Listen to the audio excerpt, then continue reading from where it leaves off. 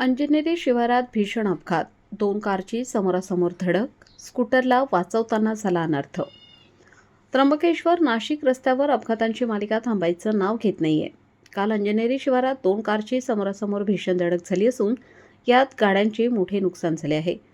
नाशिक त्र्यंबकेश्वर रस्त्यावरील अंजनेरी शिवारात काल 9 मे रोजी सायंकाळी 4:30 ते 5च्या सुमारास एक थरारक अपघात घडला.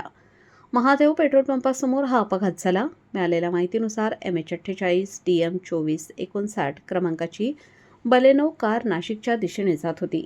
त्याचवेळी नाशिकहून त्र्यंबकेश्वरकडे MH15 FF 6572 क्रमांकाची अल्टो कार येत होती.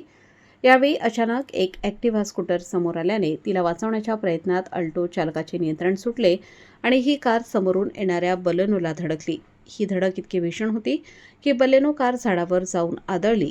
या अपघातात दोन्ही कारचा अक्षरशः चक्काचूर झाला आहे. या घटनेनंतर परिसरात मोठी खळबळ उडाली आहे. प्रत्यक्षदर्शींच्या म्हणण्यानुसार या अपघातात एक व्यक्ती जखमी झाला आहे. मात्र तो नेमका कोणत्या रुग्णालयात उपचार घेत आहे याची माहिती अद्याप समजू शकलेली नाही. बीट हवालदार रुपेशकुमार मुळाणे यांनी जिल्हा रुग्णालयात जाऊन जखमींची विचारपूस करण्याचा प्रयत्न केला. मात्र तेथे कोणीही आढळून आले नाही. सध्या बलेनो कार त्र्यंबकेश्वर पोलीस ठाण्यात जमा करण्यात आली असून अल्टो कार अजूनही घटनास्थळी रस्त्याच्या कडेला पडून आहे.